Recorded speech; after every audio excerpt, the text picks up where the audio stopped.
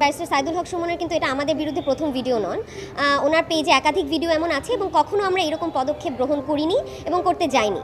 প্রথমবার এটা চাওয়ার একটাই রিজন হয়েছে, একটু জেনারেল মানুষকে অ্যাড্রেস করে একদম জেনারেলি একটা কথা বলতে চাই। ব্যারিস্টার সাইদুল হক সুমন যখন নভেম্বরের 1 তারিখে 2022 সালে এই মামলাটি কোর্টে এনেছিলেন, তিনি কিন্তু কোর্টের উপর পূর্ণ আস্থা দেখিয়ে এই মামলাটি এনেছিলেন যে কোর্ট নিরপেক্ষ একটি জাজমেন্ট দিবে। একটি মামলা যখন কোর্টে চলে আসে, সেখানে সেই মামলাটি কোর্টের আওতায় আসার পরে all the documents in the matter and সব রকম প্রসিডিং এটা কিন্তু কোর্টের প্রপার্টি এবং প্রিভিলেজড আইটেমস হয়ে যায়। যে কোনো এফিডেভিট প্রত্যেকটি পার্টির উপরে সার্ভ করা কিন্তু যে কোনো একটি মামলার প্রত্যেকটি পার্টির একটি দায়িত্ব, এটা বার কাউন্সিল রুলসেও আছে। এবং এই যে মামলার যে ডকুমেন্টসগুলো আমরা প্রত্যেকটি পার্টিকে দিয়ে থাকি, এটা আপনারা এফিডেভিটে আমরা যেগুলো দিই, সেগুলো কিন্তু একটি প্রিভিলেজড ডকুমেন্ট যেগুলো কোর্টে থাকবে। কোর্টে ডিলিংয়ের পরে কিন্তু এগুলোকে আমরা অবশ্যই এটা নিয়ে কথা বলতে পারবো এবং নেতিবাচক বিবেচনায় এগুলোকে আনা হবে সাধারণ মানুষেরও। তবে তিনি যে কাজটি করলেন, আমরা যখন 23 তারিখে এটা এসিসি অ্যান্টি করাপশন কমিশন এটাকে যখন তাদের নজরে এফিডেভিটে আনলেন, তিনি ডিরেক্টলি লাইভে যে এটা নিয়ে কথা বললেন এবং কিছু আংশিক পার্ট এখানে উনি তুলে ধরলেন, এটা নিয়ে কথা বললেন, এটা নিয়ে বিবেচনা করলেন। এটা নিয়ে আসলে কোনো প্রবলেম তখন হতো না যদি উনি কোনো মামলা ইনিশিয়েশন না করতেন। মামলায় আসার কারণে এই লাইভটার মাধ্যমে তিনি দুটো জিনিস প্রমাণ করলেন। একটি হচ্ছে তিনি পাবলিসিটি ইন্টারেস্ট লিটিগেশন করছেন নাকি আমি জানি না, প্রাইভেট ইন্টারেস্ট লিটিগেশন করছেন নাকি সেটাও জানি না, কিন্তু এই দুটোর যে কোনো একটি করছেন, পাবলিক ইন্টারেস্ট লিটিগেশন করছেন না তিনি।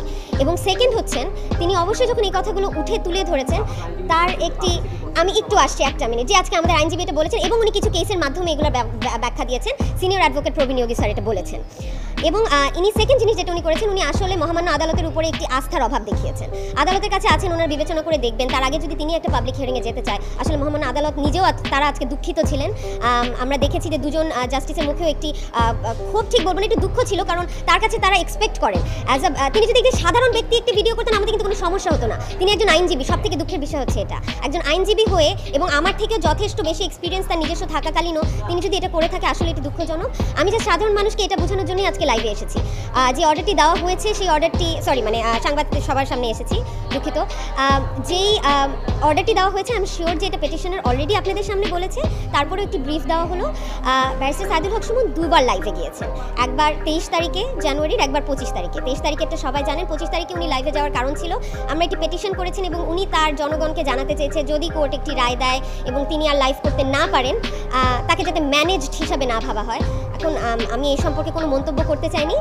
কোর্ট এবং মাননীয় আদালত দুজন সিনিয়র আমাদের যে জাস্টিস ছিলেন, ডুয়াল বেঞ্চ রায় আজকে একটি অর্ডার দিয়েছেন যে এই সব ধরনের যে কোনো পাবলিসিটি ভিত্তিক লাইভ এই কেসের জন্য, এই কেস ডিসচার্জের আগ পর্যন্ত এরকম যাতে কোনো কিছু করা না হয় এবং যে দুটি লাইভের কথা আমরা উল্লেখ করছি এখানে, সেগুলোকে ইন্টারনেট থেকে অফলোড করা। মাননীয় সদস্য জনাব সৈয়দ সাইদুল হক হবিগঞ্জ 4 সম্পূরক প্রশ্ন। স্পিকার, মাননীয় স্পিকার, আমি ধন্যবাদ জানাচ্ছি মাননীয় প্রধানমন্ত্রীকে। বার্লিন থেকে উনি যে কথাটি বলেছেন যে what is going on in Palestine is not less than genocide, Munich জার্মানিতে মাইলট ইওর অনার, এটা আমার কাছে মনে হয়েছে যে মুসলমান বড় বড় রাষ্ট্রের সরকার প্রধানরা এই কথা বলার সাহস রাখেন নাই, কিন্তু আমাদের মাননীয় প্রধানমন্ত্রী এই সাহস দেখিয়েছেন, এটার জন্য আমি কৃতজ্ঞতা প্রকাশ করছি। এইরকম সরকার প্রধানের সমালোচনা করা কঠিন হয়ে যায়, যিনি এইরকম বিশ্বের দরবারে দাঁড়ায় এইরকম শক্তি এবং সাহস দেখাইতে পারেন। আমাদের অনেক কিছু অভাব থাকলেও একজন প্রধানমন্ত্রী আছেন যার সামনে দাঁড়ায় সমালোচনা করা যায় এবং উনি এটা নির্বিঘ্নে এটা সহ্য করেন। আমি প্রশ্নতে আসতেছি মাননীয় মন্ত্রী মহোদয়, আমাদের চুনারঘাট এবং মাধবপুর দুইটা উপজেলা, মাধবপুরে সেম জনসংখ্যা, ভোটার 2.5 লাখ করে আছে, 5 লাখ। মাধবপুরে 60টা পুলিশ ফাঁড়ি, আর চুনারঘাটে যেটাতে আমার বাড়ি, এখানে 17টা চা বাগান আছে, 2টা রিজার্ভ ফরেস্ট আছে, 2টাই হচ্ছে কি খুবই পপুলার রিজার্ভ ফরেস্ট, অথচ একটা ফাঁড়িও নাই। আপনারা যে নীতির কথা বলতেছেন যে পুলিশ ফাঁড়ির বিদ্যমান নীতিমালা, আমি একটু জানতে চাই মাননীয় মন্ত্রীর কাছে যে এই নীতিমালার আওতায় কি করলে অন্তত 60টার পাশে আমার অন্তত চা বাগানের শ্রমিকদের জন্য 1টা বা 2টা দিলেও আমি চালাই নিতে পারবো মাননীয় মন্ত্রী। ধন্যবাদ। ধন্যবাদ মাননীয় সদস্য। মাননীয় মন্ত্রী। ধন্যবাদ মাননীয় স্পিকার। আমি আগে বলেছি মাননীয় স্পিকার, যেখানে প্রয়োজন আমরা সেখানেই কিন্তু পুলিশ বাহিনী নিয়োগ করি, যেখানে প্রয়োজন তদন্ত কেন্দ্র করছি, যেখানে প্রয়োজন আমরা থানার ব্যবস্থা নিচ্ছি, যেখানে প্রয়োজন তাৎক্ষণিক আমরা ক্যাম্পের ব্যবস্থা করছি। এই জায়গায় যদি প্রয়োজন হয়, প্রয়োজন দেখা দিলে নিশ্চয়ই আমরা এগুলি করব। আমাদের এটারও একটা নীতিমালা আমাদের রয়েছে। আপনার মাননীয় সংসদ সদস্য এটা এসপির মাধ্যমে যদি আমাদেরকে ফরওয়ার্ড করেন, আমরা সেগুলো আমরা ব্যবস্থা নেব। আর আমি মনে করি ওই এলাকায় খুব সুন্দর অবস্থায় রয়েছে, আইন শৃঙ্খলা ভালো আছে। তারপরে যদি মাননীয় সংসদ সদস্য উত্থাপন করেছেন, আমরা এটা বিবেচনা করব। ধন্যবাদ। এই জায়গাতে আপনারা হাত দিবেন কিনা? শপিং পলিথিন ব্যাগ 95 এটা আইন করে বন্ধ করা হয়। এরপরে প্রায় 20 বছর হয়ে গেছে। এখন গত সপ্তাহে আমি একটা নদী খনন করতে গিয়ে দেখলাম যে প্রায় কয়েক হাজার মন শুধু পলিথিনই হবে। তো পলিথিনের অবস্থাটা এরকম হয়েছে যে শুধু আপনারা পলিথিন ব্যবহারকারীকে ফাইন করে যতটুকু কন্ট্রোল করতে পারবেন, তার চেয়ে পলিথিনের যে ইনগ্রেডিয়েন্ট আমদানি করা হয় এই যে মূল জায়গায়, এই জায়গাতে আপনারা হাত দিবেন কিনা।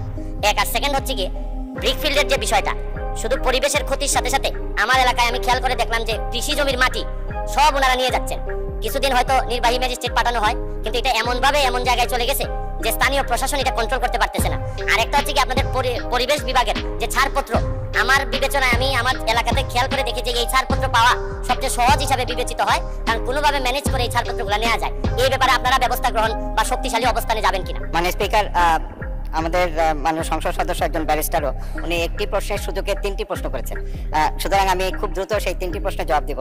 প্রথমে হচ্ছে পরিবেশ ছাড়পত্র সহজীকরণ, সেটি আমাদের টার্গেটে আছে এবং আমি আমাদের সাথে জানাচ্ছি মাননীয় স্পিকার, আজকে আমাদের মন্ত্রণালয় এবং A2I,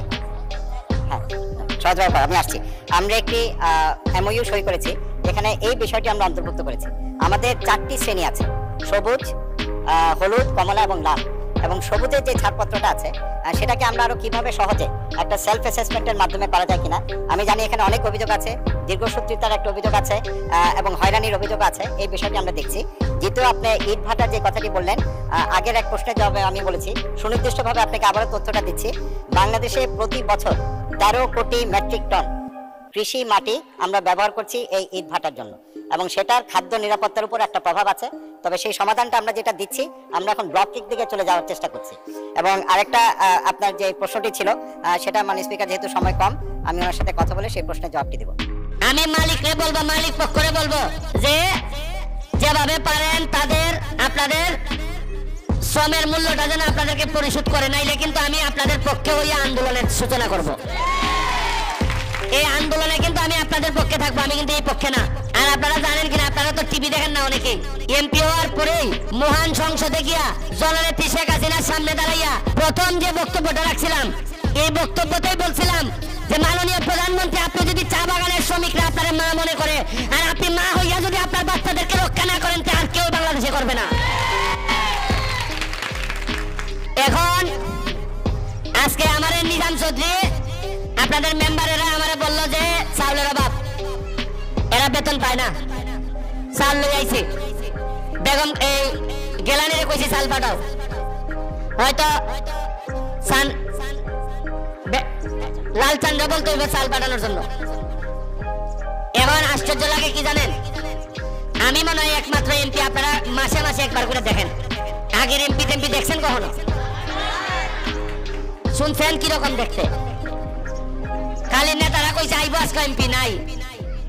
আর আমি বুঝা তো মরছি, আমি এখন সব চা বাগানের মানুষের সাথে আমার প্রেম হয়েছে। কারণ এইবার আপনারা আমার ভোট দিয়ে যে ইজ্জত দিচ্ছেন, যে আশীর্বাদ দিচ্ছেন, এরপরে আপনাদেরকে রাখতে আমি যাই কেমনে? আমার কাছে মনে হয়েছে সারা জীবন নেতাগিরি করে কি করবো। এই যে 5 বছর আছি, এই 5 বছরে যদি আপনাদের হৃদয়ে জায়গা নিতে পারি, এটাই আমার জীবনের বড় সফলতা। আপনাদের মামলার কথা কইছেন, এটা আমি আজকে কাগজপত্র নিয়ে যাইবো, যাতে আপনাদেরকে ডিস্টার্ব করতে না পারে।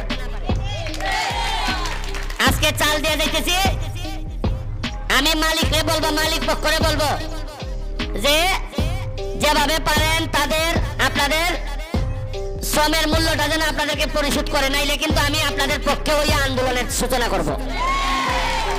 এই আন্দোলনে কিন্তু আমি আপনাদের পক্ষে থাকবো, আমি কিন্তু এই পক্ষে না।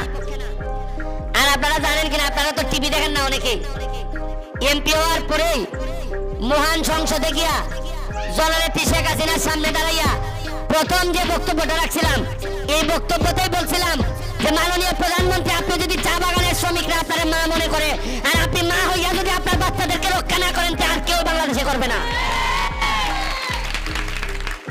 এরপরেই চার দাম কিছু বাড়া শুরু হয়েছে। আর মালিক যদি ভালো থাকে আপনারা শ্রমিকরাও ভালো থাকবেন। কারণ আপনারা কি জানেন যে 1 কেজি চা পাতা উৎপাদন করতে খরচ লাগে 200। কত লাগে? আর 1 কেজি চা পাতা এরা বিক্রি করে কত জানেন? 100। তাহলে লস কত? মানে বানাইতে লাগে 200 আর বিক্রি করে 100, তে কত লস হয়? তাহলে এই লস হইলে এরা দিব কেমনে? ব্যবসায় যদি লস হয়, দোকানে যদি লস হয়, তো দোকানদার তে আবাইব কই? তা আমার কথা হইলো এতদিন ধরে যে লস হইতাছে, এই চা বাগানের এমপি মন্ত্রীরা কইছিল, এরা একবার কইতে পারলো না শেখ হাসিনারে?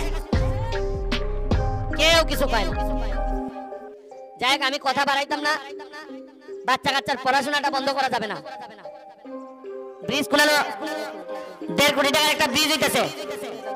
কইছিলাম যে চানমারের ব্রিজ 2 মাসের ভিতরে করবো, কইয়া গেছিলাম, মনে আছে নাকি জানি? 2 মাসের ভিতরে কান ধরাইছি। শুধু চা বাগান গুলাতে আমি পর্যটনের ব্যবস্থা করতেছি। বিদেশ থেকে মানুষ আইবা, এই জায়গা ঘোরাঘুরি করবো, এখান থেকে তোমরা টাকা ইনকাম করবা। এখন আর বাগানের মালিকের উপর পুরো বিশ্বাস করা যাবে না। এরা এখন কি করে বোঝা বড় মুশকিল। তবে আপনারা যথার্থ যতদিন আপনারা ছেলে মনে করে আমার এমপি বানাই রাখছেন, মনে রাখেন আমি আপনাদের প্রকৃত একটা বাচ্চার মতো, আপনাদের পেটের বাচ্চা যেভাবে আপনাদের পাশে দুঃসময় থাকার কথা, আমি ব্যারিস্টার সুমন এমপি যতদিন আছি বা এরপরে নাও যদি থাকি, তাও চা বাগানে আমার মায়ের অধিকার নিয়ে আমি আপনাদের সাথে থাকবো। আপনারা আমার জন্য আশীর্বাদ রাখবেন, আপনাদের জন্য আশীর্বাদ রইল। আর নির্বাচন আসছে, একটা উপজেলা নির্বাচন আসছে। আমি আপনাদের কাছে আশীর্বাদ চাইবো এবং আপনাদের কাছে বলবো যে দোয়া করবেন যাতে একটা সৎ লোক, যে মানুষের টাকা মারে না, যে মানুষের গম মারে না, যে মানুষের চাল মারে না, যে চা বাগানের মানুষের 5,000 টাকা আসলে 1 থেকে 2,000 টাকা মাইরা দেয় না, এইরকম একটা তরুণ